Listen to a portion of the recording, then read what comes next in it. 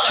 কোরআনে এই বলেছে, হাদিসে এই বলেছে। গভর্নর হাউসের সামনে বলছে, হুজুর এই দেখুন এটা হলো আমাদের গভর্নর হাউস, এখানে আমাদের নেতা থাকে। এখন নেতা বিদায় নিয়েছে, পোস্টটা খালি আছে, তাই তো আমাদের নেতা এখন আসার কথা, এরই জন্যই দেশটা খালি রয়েছে, গদিটা খালি হয়ে আছে। হুজুর আপনি চিন্তা করেন না, এটাই হলো আমাদের গভর্নর হাউস। তখন উনি বললেন, বাচ্চারে, বলেন কি বলছেন? বলে ওই গ্রামের মোড়ের মাথায় গ্রামের যত লোক সবাই মোড়ে কেন দাঁড়িয়ে আছে, কি ঘটনা একটু বলো। বলে হুজুর আমি যতটুকু জানি, আজকে মদিনা থেকে উমারে ফারুক নেতা পাঠাবে, তাই আমাদের নেতা আসার কথা, এরই জন্যে সবাই ওয়েলকাম জানানোর জন্যে, স্বাগতম জানানোর জন্যে সবাই গ্রামের বাইরে দাঁড়িয়ে আছে। তখন বয়স্ক লোকটা বললে, এই বাচ্চা শোনো, ওদেরকে গিয়ে বলে দাও তোমরা যেই নেতার জন্য অপেক্ষা করছো, ওই নেতা অলরেডি আগেই চলে এসেছে। সুবহানাল্লাহ, হ্যাঁ আগেই চলে এসেছে। চিন্তা করতে পেরেছেন? আগেই নেতা চলে এসেছে। বাচ্চা গিয়ে ওদেরকে বলছে, এই তোমরা কার জন্য দাঁড়িয়ে আছো? বলে কেন জানিস না আজকে যে আমাদের নেতা আসবে? বলে ওই নেতা তো অনেকক্ষণ আগে চলে এসেছে। গ্রামের লোক অবাক, কখন নেতা চলে গেল রে চোখের সামনে দিয়ে? আমরা তো গ্রামে মোড়ে দাঁড়িয়ে আছি, কখন নেতা গেল? আসলে আমাদের মতন তো নেতা নয় যে সামনে 10খানা বাড়ি, পিছনে সাইরেন আর পুলিশের গাড়ি, এরকম তো নেতা নয়, বুঝেছেন? ইসলামিক নেতা, ইসলাম গভর্নর, বুঝেছেন? এরা চোর, এদের ভয় আছে বলে বডিগার্ড রাখতে হয়, কিন্তু ইসলামিক নেতা তো তারা তো চোর নয়। ইসলামিক নেতা চলে এসেছে বলে কোনো সাইরেন নাই, কোনো ঘটনা নাই, কখন নেতা চলে গেল দেখি। গ্রামের লোক বলছে, চল চল চল চল চল চল দেখি গভর্নর হাউসে। গভর্নর হাউসে গিয়ে দেখছে একটা বয়স্ক মানুষ লাঠি ধরে দাঁড়িয়ে আছে। বলে আসসালামু আলাইকুম। ওয়ালাইকুম আসসালাম। মান আনতা, আপনি কে বলেন? তখন উনি বলছে, শোনো আমি হলাম মদিনা থেকে আমির আল মুমিনিন ওমারে ফারুক পাঠিয়েছে তোমাদেরকে নেতা করে, তোমাদের নেতা হিসেবে আজকে পাঠিয়েছে। বলে তাই নাকি? বললে হ্যাঁ। যারা চিঠি লিখেছিল কমিটি মোড়ল মাতব্বর, এদের মন খারাপ হয়ে গেল।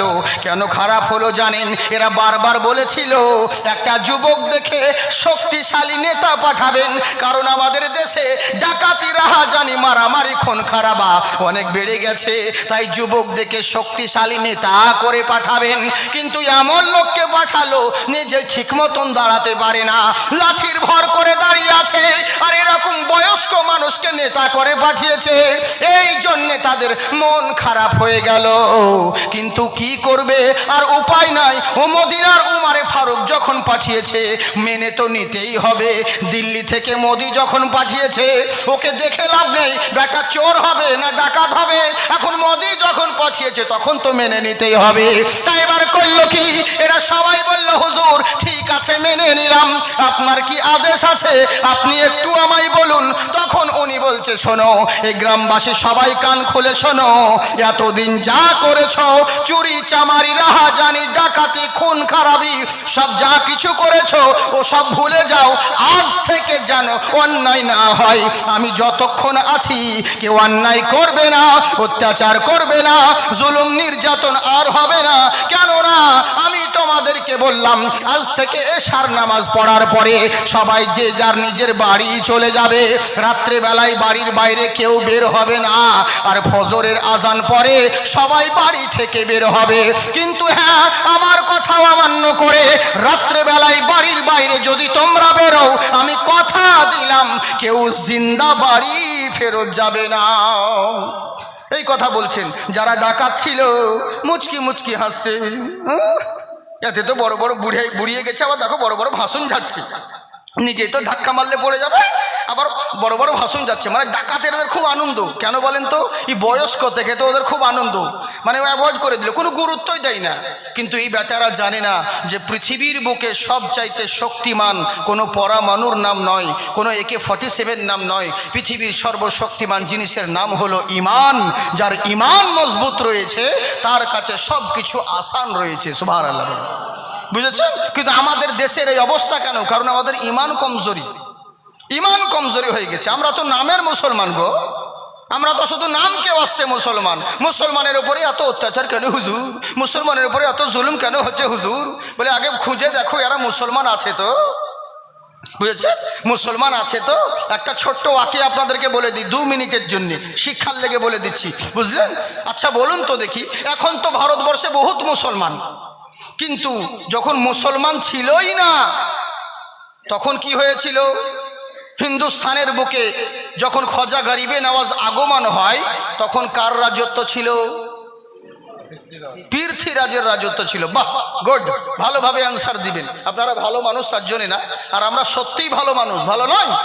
আমরা আশরাফুল মখলুকাত, আমরা সর্বশ্রেষ্ঠ মানুষ, শুধু জুতো চুরি করি তাই, বাকি আমরা ভালো, আমাদের মতন কেউ হবে না। হ্যাঁ, তো এই হচ্ছে ব্যাপার। তো মন দিয়ে শুনুন, পৃথ্বীরাজের রাজত্ব ছিল। পৃথ্বীরাজের মা বলেছিল, বেটা, রাজপ্রাসাদে সবাই আলোচনা করছে, গোল মিটিং হচ্ছে, টেবিল হচ্ছে, আর ওই সময় রানীমা এসে বলছে, বাবা পৃথ্বীরাজ একটু বন্ধ করো, একটু সাইলেন্ট হও। বলে, হ্যাঁ বলুন মা, কি বলছেন? বলে, তোমার এই রবরাবা বেশি দিন থাকবে না। মা বলছে আমি তারা গণনা করে বুঝতে পেরেছি তোমার এই রাজত্ব থাকবে না, কারণ মদিনা থেকে পশ্চিম দিক থেকে 9 জন আল্লাহওয়ালা ব্যক্তি আসবে, সে এসে তোমার রাজত্ব ধূলিসাৎ করে দিবে, শেষ করে দিবে, সব নষ্ট করে দিবে, তোমার ধর্মও ধূলিসাৎ করবে, তোমার রাজত্বও শেষ করবে, অতএব তুমি সাবধান। তো পাশে ভুটান রাজা বসেছিল, বলছে, রানীমা কেমন কথা বলছেন? 9 জনকে দেখে আমরা ভয় করব? আমাদের একদল সিপাহী পাঠিয়ে দিলে তো সবকে কতল করে দিবে। বল, বাহ, বেয়াদব কোথাকার, তুই কি ভেবেছিস তাকে যেমন তেমন লোক ভেবেছিস? পৃথিবীর সমস্ত হাতিয়ার নিয়ে যদি কতল করিস তাকে কেউ মারতে পারবি না, কারণ কে সাধারণ কোনো মূল্য নয়, সে হলো আমার আল্লাহওয়ালা ব্যক্তি।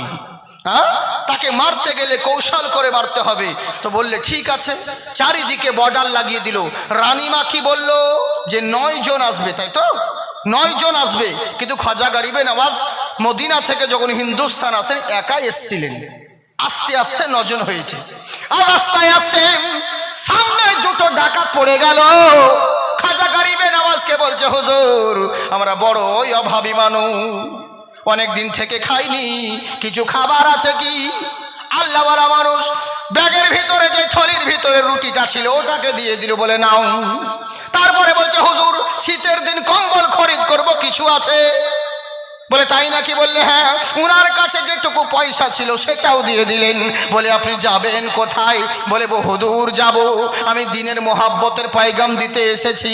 বলে, কত দূর যাবেন? বলে, তা তো জানি না বাবা। তখন হিন্দুস্তান পাকিস্তান ভাগ হয় নাই, একই ছিল, লাহোরের সরজমিন দিয়ে আসতেছিলেন। তখন ওই 2 জন ব্যক্তি মুচকি মুচকি হাসতে লাগলো। বলে, হাসছো কেন বাবা? বলে, আমি ভেবেছিলাম তুমি চালাক মানুষ, কিন্তু টুপিওয়ালা দাড়িওয়ালা যে এত বোকা হয় তা তো জানতাম না। বলে, কেন?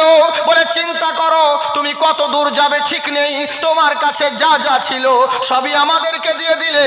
আমরা কি জানো কে? বলে, কে তোমরা? বলে, আমরা হলাম এই শহরের নামি দামি ডাকাত। বলে, কেন রে?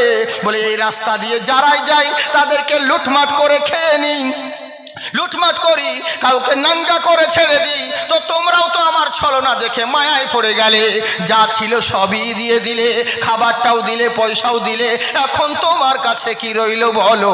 তখন খজা পিয়া আমার মুচকি হাসতে লাগলেন। বলে, হাসছো কেন? বলে, শোনো, একবার কি চিন্তা করতে পারো না?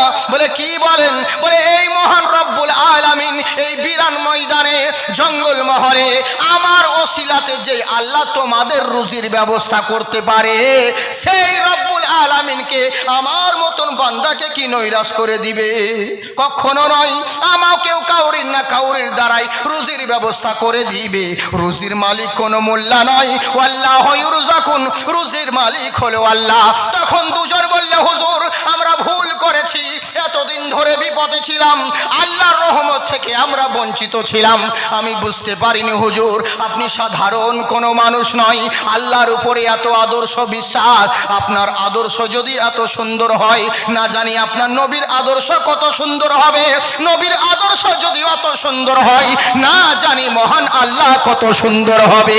হাত বাড়িয়ে দিন। হাত বাড়িয়ে দিল, কলমা তাইয়্যিবা লা ইলাহা ইল্লাল্লাহু মুহাম্মাদুর রাসূলুল্লাহ সাল্লাল্লাহু তাআলা আলাইহি ওয়াসাল্লাম পড়ে, কলমা পড়ে মুসলমান হয়ে বলে, হুজুর আর আমরা কোথাও যাব না, আপনার সঙ্গেই থাকবো। এসেছিল 1 জন, এরা 2 জন মিলে কজন হলো? 3 জন, আর বাকি রইল 6 জন। রানীমা বলেছিল 9 জন আসবে, যেতে যেতে রাস্তাতে আরো 6 জন হয়ে গেছিল। ওদিকে বলতে গেলে 3 দিন লাগবে, দরকার নাই। মেন কথা বলি, এবার চারিদিকে বর্ডার লাগিয়ে দিল, কোনো টুপিওয়ালা দাড়িওয়ালা যেন না আসে হিন্দুস্তানের বুকে। সবাই চারিদিকে পাহারা দিতে লাগলো। আচ্ছা বলুন তো দেখি, আল্লাহ যদি চাই আনবো, কোনো মোল্লা কি রুখতে পারে? কখনো নয়। আল্লাহ যদি চাই কোনো মোল্লা কেউ রুখতে পারে না। তাই এবার করলো কি, খোঁজ গরিবে নওয়াজ আমার আনা সাগরের কাছ দিয়ে যাচ্ছিলেন, একটা বিশাল ময়দান রয়েছে। ওই ময়দানে এই 9 জন আল্লাহওয়ালা বান্দা গোল করে বসে এরা তসবিহ তাহলিল জিকির আজগার করছে। রাজার কর্মচারী চলে এলো, বলে কে আপনারা গোল করে বসে কি করছেন এখানে? বলে আমরা তসবিহ তাহলিল করছি বাবা। বলে কোথা থেকে এসছেন? বলে আমরা মদিনা থেকে এসছি, দূর থেকে। বলে এখানে হবে না। রাজার কানে খবর গেল, রাজা মশাই বলে কি? বলে আমাদের দেশে জানেন এরকম আমরা যেখানে উঁট বেঁধে রাখি সেই জায়গায় কিছু ফকির টুপিওয়ালা দাড়িওয়ালা লোক বসে জিকির কি জানি ওরা মন্ত্রতন্ত্র পড়ছে। পৃথ্বীরাজের অ্যালার্জি হয়ে গেল শোনা মাত্র, আমার দেশে কোনো ভণ্ড ফকির টুপি, ওই মুসলমান দাড়িওয়ালা টুপিওয়ালা এসব তো চলবে না। ওই ভণ্ড ফকির আল্লাহওয়ালা কাউকে রাখবই না, তাড়িয়ে দাও ওদেরকে। আচ্ছা এখানে একটা কথা বের হলো, ও তো ইহুদি, ও তো মুশরিক ছিল, গায়ের মুসলমান ছিল পৃথ্বীরাজ, বলে আল্লাহওয়ালাদেরকে ভণ্ড বলতো, দেখতে পারতো না। এখন যারা টুপিওয়ালা দাড়িওয়ালা এরাও কিন্তু আল্লাহওয়ালাদেরকে ভণ্ড বলে। আমি তো বুঝতেই পারি না বেচারা মুসলমান না মুশরিক, বুঝলেন? সত্যি গো দুঃখ লাগে, যাদের দ্বারা ইসলাম পেলাম। আরে সরো, ওয়াহাবি হও আর বেরেলি হও আর দেওবন্দি হোক আর সুন্নি হোক আর ফুরফুরা হও আর চিস্তিয়া হও আর নেজামিয়া হও আর নকশেবন্দিয়া হোক, তুমি যেই মাযহাবের হও না কেন, হিন্দুস্তানের যত মুসলমান রয়েছে তোমাদের সবার উপরে এহসান তোমার বাপের নাই। যদি এহসান আছে তো আমার খাজা পাকের এহসান আছে, বুঝলেন? আমার খাজা পিয়ার এহসান আছে। আজকে যে কোরআন কোরআন নিয়ে দৌড়ে বেড়াচ্ছ, কোরআনে এই বলেছে, হাদিসে এই বলেছে। কোরআন হাদিস তোমার বাপ এনে দেয়নি, দিয়েছে তোমার খাজা পাক এনে দিয়েছেন। হ্যাঁ, হিন্দুস্তানে ইসলাম পেয়েছো খাজার বদৌলতে, আর সেই খাজার এহসান সকলের উপর রয়েছে। সকল সিলসিলাকে মাথার উপরে মেনে মানি, যত সিলসিলা আছে সবাইকে তাদের চরণে আমাদের মাথাকে রাখি, সালাম করি, হাজার হাজার সালাম। কিন্তু খাজা পিয়ার শানি হচ্ছে আলাদা, বুঝলেন? প্রত্যেক চালের ভাত খেয়ে পেট ভরবে, কিন্তু বাসমতি চালের জবাবই আলাদা। সকলেই পীর, কিন্তু আমার খাজা বাবার শানি হচ্ছে আলাদা, বুঝলেন? তো খাজার এহসান বেশি রয়েছে। অতএব সকল আল্লাহর ওলি, আমাদের ছোটোখাটো জবানে কোনো আল্লাহওয়ালাদেরকে, কোনো বুজুর্গানে দিনদেরকে কে ছোট আর কে বড় এগুলো বলার অধিকার নেই। আমাদের মতন মুখে ওইগুলো বলার অধিকার নেই। কিন্তু এরই জন্য আমি বলছি অত বড় বিয়াদবি নয়, আলিমকে কথা বলতে হলে জবানে বহুত কিছু লাগাম দিতে হয়, বুঝেছেন? তো এরই লেগেই সকল পীরকে আমরা মানি, শ্রদ্ধা করি। কিন্তু ওই তো বললাম খাজার এহসান সকলের উপর রয়েছে, বুঝলেন? তো তেমনি খাজা বাবার, আজকে তুমি খাজাকে অস্বীকার করো, পীরকে অস্বীকার করো, কোনো ব্যাপার নেই, তোমাকে পীর মানতে হবে না, অলিদের দরবার তোমাকে যেতে হবে না। কিন্তু এটা তো স্বীকার করতে পারবে না যে ইসলাম তোমার বাপ এনে দেয়নি, ওই পীররাই এনে দিয়েছে, তাই তো? এটা তো বাপজি, বাবার 5টা ছেলে 5 রকম হবে, বাবাকে নাও দেখতে পারে, ভিনো খেতে পারে, ভিনো আলাদা রান্না করে খায়, আলাদা ঘরে বসবাস করে, কিন্তু এটা তো অস্বীকার করবে না যে বাবা আমাকে জন্ম দিয়েছে, ওটা তো অস্বীকার করতে পারবে না। তো তেমনি তুমি পীরকে মানতে হবে না, মানিও না, কিন্তু এটা তো অস্বীকার করতে পারবে না। ওরে জালসা করে মৌলবীর ভাষণে ইসলাম প্রচার হয়নি, ইসলাম প্রচার হয়েছে তো অলি আউলিয়ার খিদমতে ইসলাম পেয়েছি আমরা, প্রচার হয়েছে, বুঝলেন? কিন্তু আমাদের জালসাতে এখন কি হয়েছে, হক কথা বলা যায় না। পাবলিকের চোখের সামনে অন্যায় দেখার পরেও বক্তা কিছু বলে না, কেন? বললে পরে তো বেজার হয়ে যাবে। খুব সমস্যা জানেন, খুবই টেনশনে রয়েছে। এরই লেগে কি বলবো, কিছু কিছু কথা বলতেও হয়, কিন্তু হক কথা টক লাগবে। আমাদের মুর্শিদাবাদে বলে, যেদিন ধাক্কা খাবি সেদিন পাক্কা হবি, আর ঠুকুন খেলে চিকন হবি, বুঝলেন তো? এই হচ্ছে ব্যাপার। হ্যাঁ, না বললেও আপনারা শুধরাবেন না। যাই হোক, তেরি লেগে বলছি বাবজি সোনামুখী আমার, পীর ওলিদের অবদান আমাদের উপরে অনেক রয়েছে। তাই এবার বলছি, তো ও তো চিনতো না, তাই বলতো ওই ভণ্ড ফকির আল্লাহওয়ালাদেরকে হটাও, আমার দেশে থাকা চলবে না। এবার চাকররা এসে বলছে, ওগো ফকিররা, বলে কি বাবা? বলে হটো, এখানে থাকা যাবে না। বলে কেন বাবা রে, কি অন্যায় করলাম বলো? বলে চলবে না, ও সব কিছু জানি না, এই জায়গায় আমাদের উটকে বেঁধে রাখি, আমাদের উট বসে থাকে, অতএব উট বসার জায়গায় তোমাদেরকে বসতে দেব না। আমার খাজা পিয়া বললেন, এত বড় ময়দান থাকতে, এত বড় জায়গা থাকতে বাবারে, তুমি আমরা এইটুকু জায়গায় বসে আছি, তোমার কি ক্ষতি করলাম বলো? বলে ও সব চলবে না, জানি না, চলে যান। সবাই তাড়িয়ে দিচ্ছে, তখন খাজা পিয়ার মুখ দিয়ে শুধু একটাই কথা বের হয়েছে, বাবারে তোমরা আমাকে তাড়িয়ে দিচ্ছ, কোনো ব্যাপার নেই, চলে যাচ্ছি, আর আসবো না, কিন্তু শোনো, আমরা যখন বসলাম না, তোমাদের উট যখন বসবে তো তোমাদের উট বসে থাকুক, আমরা চললাম। চলে গেলেন, চলে গেলেন, কিছু দূর চলে গেছে, এবার অনেক বেলা হয়ে গেল, অনেকক্ষণ হয়ে গেছে। উটগুলোকে যখন উঠানো গিয়েছে, যত কর্মচারী ছিল, উটের রাখাল যত ছিল, উটগুলোকে যখন উঠাবার চেষ্টা করছে, কেউ লাগাম ধরে টানে, কেউ লেজ ধরে টানে, রক্ত বেরিয়ে যায়, চামড়া ছিঁড়ে যাচ্ছে, কিন্তু ওই বসানো উটকে উঠানো সম্ভব হয় না, কেউ উঠাতে পারি না। রাজার কানে খবর গেল, রাজা মশাই, বলে কি হয়েছে? বলে আমাদের উট তো উঠছে না, এত চেষ্টা করছি, এরকম তো হয়নি কোনোদিন, কি এমন আঠা লেগে গেল রে যে উট তো আর উঠতেই চাই না।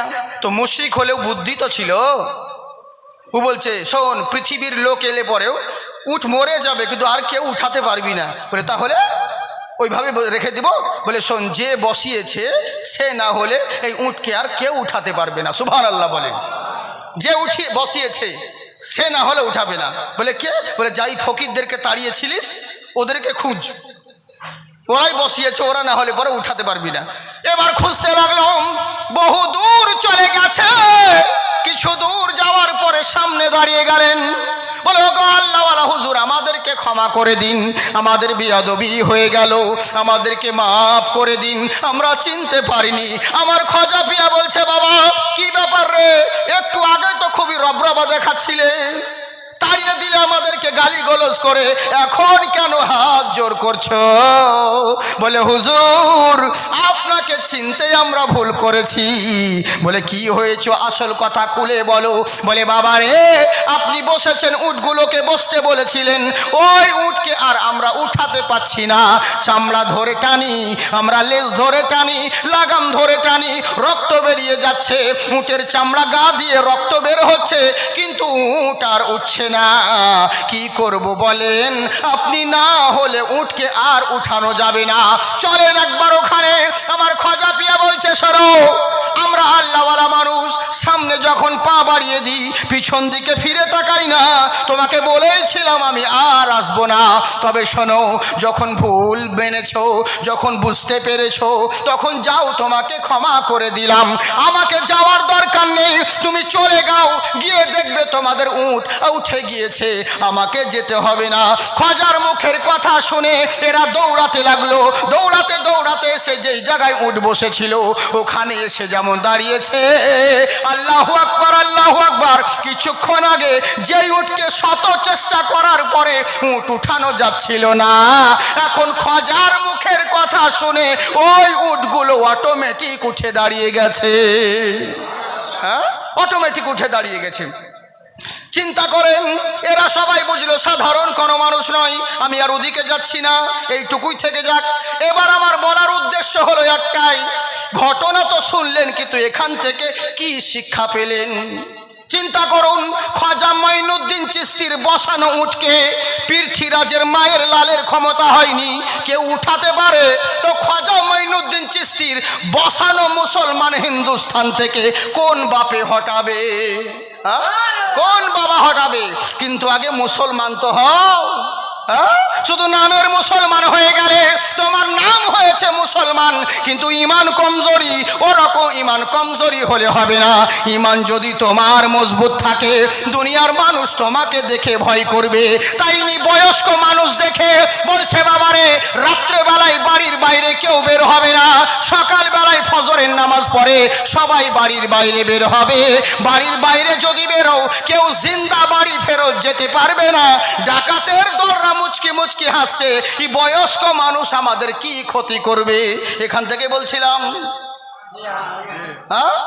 হ্যাঁ, বাস ওই তো বললাম মনে রাখবেন, ঠিক কোনো চিন্তা নাই, যেদিকে যাই আবার ঠিক জায়গায় আসবো। টাইম হচ্ছে, বলবো কি না ছেড়ে দেবো বলেন? বলবো? সত্যি বলছেন? কতক্ষণ বলবো? সকাল পর্যন্ত? হ্যাঁ, বাপের মাল তো। জি জি জি, আল্লাহ আপনাদের জাজবা ভালো রেখেছে শোনা। হ্যাঁ, ও আমার কলজের টুকরো ভাইরা, আমার আব্বাজানেরা খুব ভালো, তার জন্য না। তবে বেশিক্ষণ বিরক্ত করবো না, ওই তো বললাম আমি। কেন বলুন তো, আমি বেশিক্ষণ বলি না তো, লোকে তখন আপনাদের এদিকের লোক যারা কলকাতার ফুরফুরার ওয়াজ শুনেছে বক্তাদের, তখন আমাদের ওয়াজ পছন্দ হয় না। কেন বলেন তো? লোকে বলে হুজুর, বলে কি আপনার কি অমুক বক্তা তো 3 ঘন্টা ওয়াজ করলো হুজুর, অমুক বক্তা তো 2.5 ঘন্টা ওয়াজ করেছে হুজুর, আর আপনি এত জলদি 1 ঘন্টাতে ছেড়ে দিলেন। ওবে ওদের 4 ঘন্টা, আমার 1 ঘন্টা মেপে দেখ ওর থেকে বেশি হবে, বুঝলেন? কারণ ওয়াজ বলার মধ্যে অনেক ক্যাপাসিটি চাই। ওই শুরু করব ধরুন নিয়ে 3 বার 4 বার বড় বড় দরুদ পড়বো, লম্বা 5 মিনিটের একটা গজল বলে দিব, তারপরে সালাম কমিটি তারিফ করতে, অমুক করতে, এই করতে, আজকে তো ধরুন এখানে আছি, কালকে তো অমুক জায়গা চলে যাব, পরশু দিন অমুক জায়গায় প্রোগ্রাম ছিল, সালা নিজের ভকারি করতে তো